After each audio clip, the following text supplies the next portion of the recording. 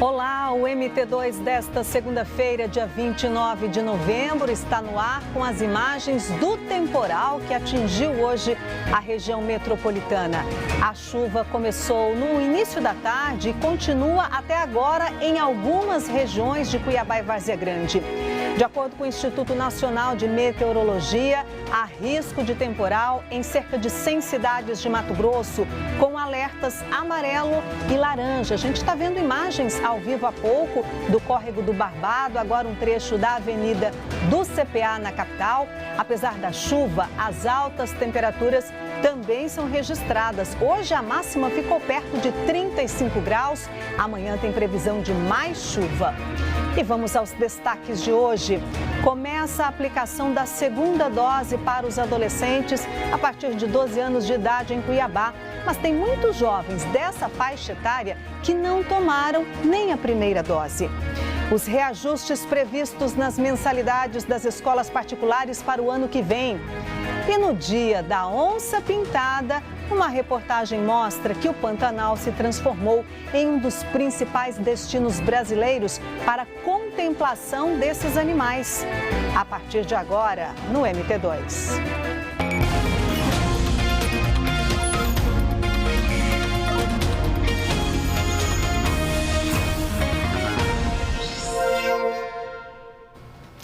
Olá, boa noite.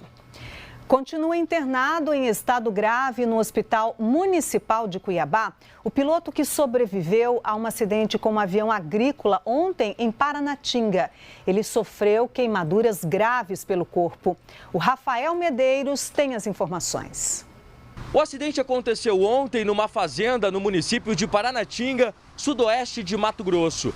O piloto recebeu os primeiros socorros no hospital da cidade. Depois foi transferido para o Centro Especializado de Tratamento de Queimados do Hospital Municipal de Cuiabá, onde permanece internado. O piloto Celso Antônio Jasper tem 29 anos.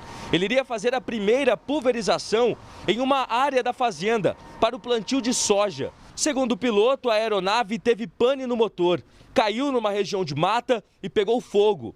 Ele conseguiu sair do avião e foi socorrido pelo dono da fazenda. Nos exames realizados no Hospital Municipal em Cuiabá, os médicos constataram que ele teve 76% do corpo queimado e passou por uma cirurgia. Só uma correção, gente, Paranatinga, a maior parte do território fica no sudeste do estado e não no sudoeste.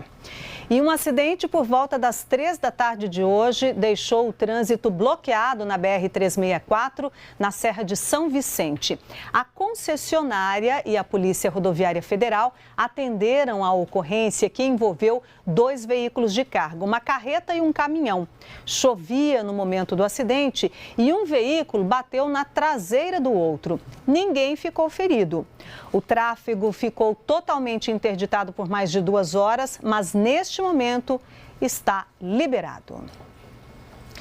O médico que foi esfaqueado no fim de semana em Tangara da Serra apresentou melhoras no estado de saúde. Ele foi ferido durante uma discussão com um motorista que dirigia na contramão. O Diego Rodrigues tem mais informações sobre este caso. O médico Jaime Aguiar, de 44 anos, já saiu da UTI e foi transferido para uma enfermaria do hospital particular onde está internado. Segundo informações da equipe do hospital, ele passa bem. Jaime Aguiar é cardiologista. Ele foi atingido por golpes de faca no pescoço e no peito durante uma discussão com um motorista no bairro onde ele mora. O crime foi na madrugada de sábado. Câmeras de segurança registraram o momento em que o médico, que estava de bermuda, saiu de casa para mostrar uma plantação de abóbora para um amigo. Depois que eles cruzam a rua, 2 carros surgem na mesma via. Segundo o boletim de ocorrência, em alta velocidade na contramão. As câmeras não mostram a sequência da ação. Segundo testemunha, o médico pediu para que os motoristas diminuíssem a velocidade porque os cachorros dele estavam soltos na via e poderiam ser atropelados. Um dos carros seguiu, mas o outro motorista parou e já saiu discutindo. Em seguida, o agressor esfaqueou o médico. A Polícia Civil não deu detalhes da investigação, mas continua ouvindo testemunhas para identificar o autor do crime. Continuam internadas no Hospital Regional de Cáceres 3 pessoas que foram baleadas numa festa em Mirassol do Oeste. Isso aconteceu na noite de sexta-feira. Uma das vítimas recebeu alta médica. Elas comemoravam um aniversário em um centro de eventos. A confraternização familiar contava com a participação de amigos. De acordo com a polícia, um grupo armado chegou ao local e atirou contra as pessoas. 5 foram baleadas. Jéssica Siqueira de Souza, de 27 anos, não resistiu e morreu no hospital. Ela era amiga da família. A delegada Carla Nogueira, que investiga o caso, informou que já ouviu as vítimas e outras testemunhas e que busca informações que possam ajudar a polícia na identificação dos criminosos. A seguir, o início da aplicação da segunda dose da vacina contra a Covid em adolescentes em Cuiabá. E a falta de remédios básicos nas unidades de saúde da capital.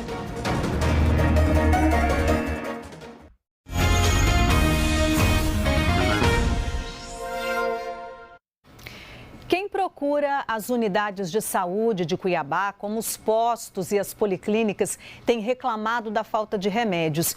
E a gente não está falando aqui de medicamentos de alto custo, não. Os pacientes não encontram o básico, como analgésicos e os medicamentos usados no controle da pressão arterial. Quem sai de casa para buscar medicamentos nas farmácias, em unidades de saúde da rede pública, não tem nenhuma garantia de que irá encontrar. O Jerônimo, por exemplo, foi consultar na policlínica do Cochipó e saiu com uma receita. Mas na hora de pegar o remédio... A gente anda para todo lado e não acha nada. No CPA, a mesma coisa. O José Carlos percorre a cidade em busca dos remédios que ele e a esposa precisam. Já são 3 meses nessa peregrinação e muitas vezes volta para casa de mãos vazias. Em todos os postos de saúde me falaram a mesma coisa, né? Porque não tem. Agora eu não sei o que está acontecendo, sabe? E porque tem as pessoas de baixa renda precisam desse remédio. O losartana, medicamento para combater a hipertensão, já faz tempo que está em falta. Até dipirona está difícil conseguir. E nós fomos até as unidades conferir de perto. Começamos pela UBS do CPA 3. Está tendo losartana? Ainda não chegou. Não tem previsão? Não tem previsão. Dipirona está tendo? Também não. Também não. Na Policlínica do Planalto, nenhuma novidade. O estoque não tem praticamente nada. Paracetamol, esse sempre vem. É provável que essa semana já chega. Agora a dipirona já está um tempo que está em falta. E a losartana? Losartana a gente não tem, não. Faz tempo, né? Faz tempo. No posto do Cochipó, mais uma viagem perdida. Tá tendo losartana? Tá em falta, hein? Não tem? Tá em geral, né? Nem no postinho. Nem no PSF? Nada. Em abril deste ano, após uma visita ao Centro de Distribuição de Medicamentos e Insumos, um grupo de vereadores denunciou a existência de caixas com centenas de remédios vencidos, inclusive aqueles usados no tratamento da Covid-19. O caso foi denunciado à Delegacia de Combate à Corrupção e ao Ministério Público Estadual. A Secretaria Municipal de Saúde informou que, à época, assim que assumiu a pasta, a secretária Ozenira Félix determinou a apuração da denúncia. O secretário de Atenção Básica disse que um pregão deve pôr fim ao problema. Agora resta saber quando. Hoje nós estamos com um pregão em andamento, né? Já para ser feito.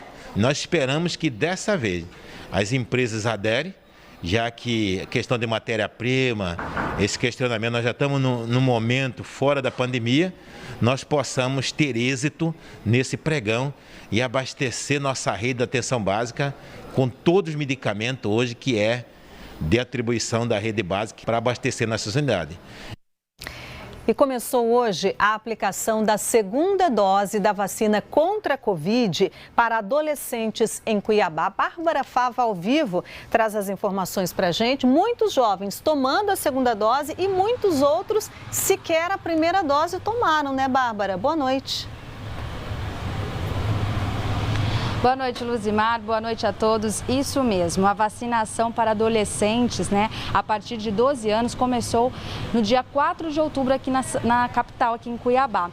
De acordo com a Secretaria Municipal de Saúde, do total estimado de 54 mil adolescentes, até agora, 67% deles tomaram a primeira dose. Isso quer dizer o quê? Que ainda faltam mais de 17 mil adolescentes que não foram aos postos de imunização.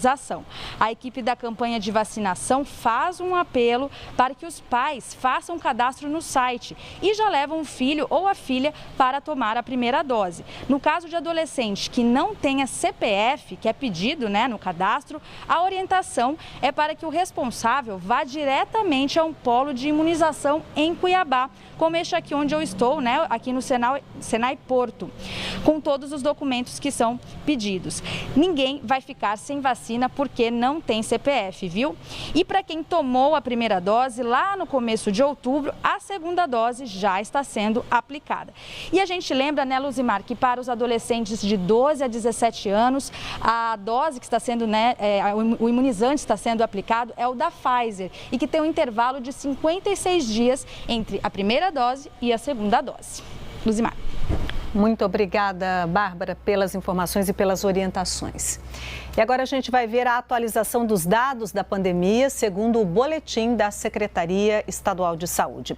Em comparação com o boletim de sexta-feira, foram registrados 288 novos casos de Covid em Mato Grosso. Desde o início da pandemia, o estado confirmou mais de 552.600 casos da doença. Nesse período, de sexta-feira até hoje, foram confirmadas mais 3 mortes. O estado já perdeu 13.999 vidas para a doença. Do total de contaminados, mais de 537 mil pessoas estão curadas. Os dados da vacinação estão do mesmo jeito desde a divulgação feita na quinta-feira à noite. Por essa última atualização, Mato Grosso tinha atingido 54,66% da população com o esquema de imunização completa, ou seja, pessoas que tomaram a segunda dose ou a dose única. Depois do intervalo, no Dia da Onça Pintada, uma reportagem mostra as principais ameaças à sobrevivência desses felinos.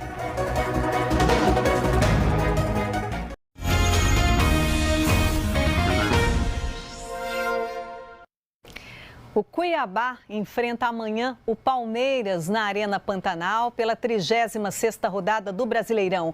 O André Cavalcante está no aeroporto Marechal Rondon e os campeões da Libertadores da América, hein, André? Já aterrissaram em solo mato-grossense? Boa noite. Ainda não, Luzimar, estamos no aguardo. Boa noite para você, boa noite para todo mundo ligado no MT2. Previsão do pouso aqui no aeroporto Marechal Rondon para as 7 horas da noite, portanto, um pouquinho mais de meia hora. Isso se não houver mais algum atraso, já que mau tempo aqui em Cuiabá, Várzea Grande, se fez presente no final da tarde, muita chuva, mas a princípio está mantida essa previsão de desembarque às 19 horas. E nada de passagem pelo saguão do aeroporto, nada disso, os jogadores vão descer do avião e na pista mesmo já vão pegar um ônibus que vai levar a delegação palmeirense até o hotel que vai servir de concentração para a equipe paulista. E tem boa notícia para o Cuiabá, para o time comandado pelo técnico Jorginho. Isso porque a delegação palmeirense vem apenas com 2 jogadores que atuaram na final da Libertadores no último sábado. O lateral direito Gabriel Menino e o atacante Wesley. De resto, muitos jogadores com status de reserva da equipe e muitos jogadores também que são das categorias de base do clube, ou seja, são garotos que ainda almejam chegar no profissional. Então, em tese, o Jorginho, o time do Cuiabá, vai ter pela frente um adversário que não terá força máxima em campo. Para essa partida, mais de 20 mil ingressos foram vendidos de forma antecipada, então teremos atmosfera de casa cheia e vai ser o maior público na Arena Pantanal desde a reabertura para a torcida. A gente segue por aqui aguardando a chegada dos tricampeões da América e vamos acompanhar todos os desdobramentos desse jogo que começa amanhã às 9 horas da noite, horário de Mato Grosso, repetindo aqui na Arena Pantanal, Cuiabá e Palmeiras. Se o Cuiabá vencer, chega aos 46 pontos e se aproxima demais do objetivo de permanecer na Série A do Campeonato Brasileiro do ano que vem. Luzimar. Muito obrigada pelas informações, André Cavalcante. A rede particular de ensino já definiu o reajuste das mensalidades para o próximo ano em Cuiabá. Cada escola tem liberdade para adotar o preço que entender necessário. Alguns fatores influenciam nessa decisão, como o salário dos professores e a inflação. Os 2 filhos da veneranda estudam em escola particular. Este ano, as mensalidades tiveram aumento de 35% para a adaptação do ensino à realidade da pandemia. O custo mensal, que é de R$ 2.000, vai ter um reajuste de mais 5% em 2022. Algumas coisas a gente acaba recorrendo ao crédito, né? Ou então mesmo tirando as coisas até mesmo essenciais, né? Reduzindo, economizando de uma forma ou de outra para ver se a gente encaixa isso, esses aumentos. Em Mato Grosso, a maior parte das instituições particulares de ensino já anunciou de quanto será o aumento das mensalidades a partir de janeiro. De acordo com o Sindicato dos Donos de Escolas, o aumento pode chegar a 13%. No ano de 2020, a escola particular não reajustou os seus custos, ou seja, suas planilhas, manteve o preço da maioria das escolas. E de lá para cá nós tivemos um reajuste em todos, ou seja, os insumos da escola, os salários, tudo que a escola utiliza sofreu um reajuste. Temos exemplo aí as tarifas públicas, água, luz, telefone, etc. Nós temos visto o que subiu. Estamos também com uma inflação em torno de 10,49 para fechar o ano. O percentual do reajuste fica a critério de cada escola.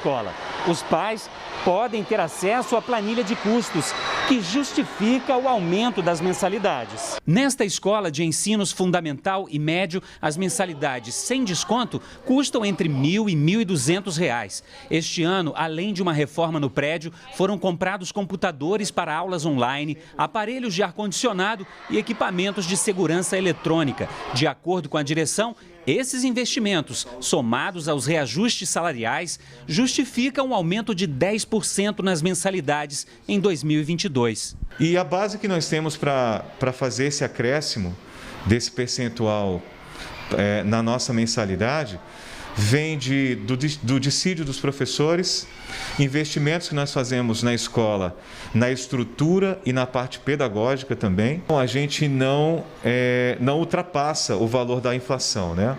A inflação está dando ali 10,4%. A nossa mensalidade hoje, ela gira em torno de 10%. A ANE não conseguiu adaptar o orçamento ao reajuste da mensalidade escolar. A filha, que está no ensino médio, vai ser matriculada numa escola pública, mas terá um reforço escolar. Ela vai tentar fazer uns outros cursinhos, né? Pagando à parte, para ver se consegue, né?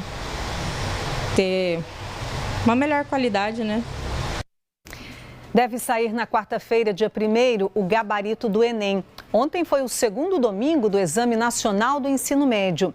Em todo o país, a média de pessoas que faltaram à prova ficou em 29,5%.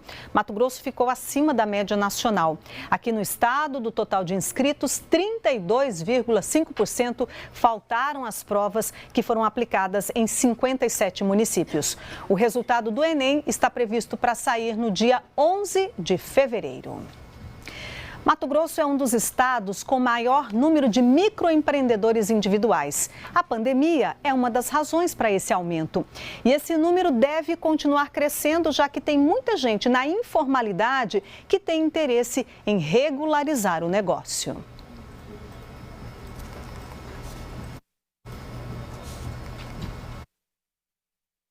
Um novo registro de microempreendedor individual no Brasil. Só durante essa frase, 3 microempresas foram criadas. Hoje o MEI é uma possibilidade da pessoa estar, né, contribuindo, né, complementando, se é aposentado com a sua aposentadoria, se não está aposentado numa situação difícil. Em 12 meses, o número de MEIs abertas no estado cresceu quase 117%. Segundo dados da Junta Comercial, de janeiro até outubro do ano passado, foram registradas 43.504 novas empresas. No mesmo período desse ano, 50.869. Hoje, Mato Grosso está entre os estados que mais têm microempreendedores no Brasil. O registro não tem custo e a pandemia foi o que mais contribuiu para esse crescimento. Os profissionais da contabilidade têm uma legislação que permite que os MEIs sejam atendidos no primeiro ano sem custo. Por quê? Porque os escritórios de contabilidade foram incluídos, né, no sistema simples, com o pagamento de um imposto menor. E, em contrapartida, eles devem estar auxiliando os MEIs. Ana Paula é maquiadora há quase 6 anos. Há 1 ano e meio, decidiu trabalhar por conta própria e montou seu espaço em casa. Só que aí veio a dúvida: o que precisa para formalizar a atividade?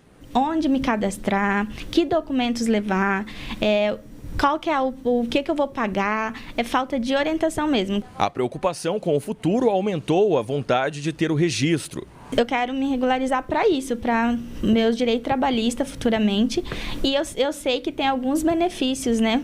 Estefânia é auditora fiscal e percebeu essa carência por informação. Foi então que decidiu ajudar. A maior parte dos contribuintes não tem orientação.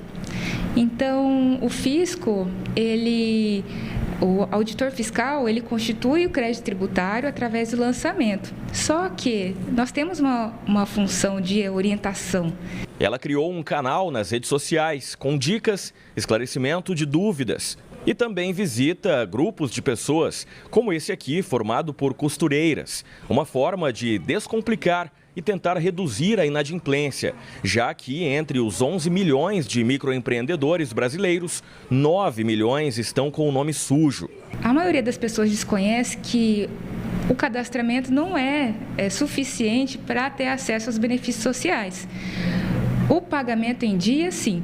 No fim das contas, todo mundo quer a mesma coisa: equilíbrio e as contas em dia. E fazer essa engrenagem girar depende do esforço coletivo. Acho que o caminho é compartilhar conhecimento. Eu espero que eu cresça com isso. Eu acho que e levar informação para outra pessoa também.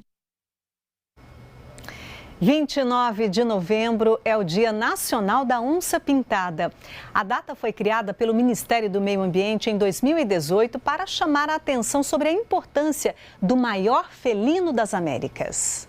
Parque Estadual Encontro das Águas, Poconé, Mato Grosso, na divisa com Mato Grosso do Sul. O local é considerado um santuário ecológico que concentra grande quantidade de onças pintadas. É neste paraíso que o macho ousado é monitorado depois de passar por um tratamento para queimaduras provocadas pelo fogo que atingiu o Pantanal no ano passado. Ele está saudável e conta com um ambiente adequado para caçar e se alimentar. As onças precisam de espaço para sobreviver. Segundo os pesquisadores, elas andam até 15 quilômetros por dia. Mas um estudo da ONG Pantera indica que o habitat das onças pintadas do Pantanal está ameaçado, o que deixa esses animais vulneráveis. O estudo foi publicado na revista internacional Scientific Reports. Um dos autores do artigo explica que, devido às mudanças climáticas, o Pantanal está perdendo áreas alagáveis e isso reduz a oferta de alimentos e deixa o bioma mais suscetível às queimadas. O Pantanal ele é um ambiente muito dinâmico e muito dependente do regime hidrológico. Então, as mudanças climáticas, elas acabam comprometendo essa questão da hidrologia do Pantanal, a quantidade de chuvas, e, por consequência, transforma o Pantanal num ambiente mais seco. Estando mais seco, fica mais vulnerável para esses mega incêndios que a gente tem observado, principalmente no ano de 2020. E isso, se a gente pegar essa informação espacial da distribuição da onça pintada e cruzar com os incêndios recentes do ano passado e do ano retrasado, a gente vê uma tendência desses incêndios estarem ocorrendo nessas áreas muito adequadas para a onça. Então, representa uma ameaça que acaba ocasionando um empobrecimento desse hábitat para a onça pintada. Um levantamento do MAP Biomas indica que o Pantanal perdeu quase 1/3 das áreas alagáveis em 3 décadas. Com mais terra firme, a tendência é ocorrer um avanço da pecuária, o que pode gerar conflitos com as onças, já que elas podem atacar o rebanho. No passado, muitas foram mortas para evitar prejuízos. Hoje em dia, o convívio entre os produtores, o gado e a onça, vamos dizer assim, está mais pacífico.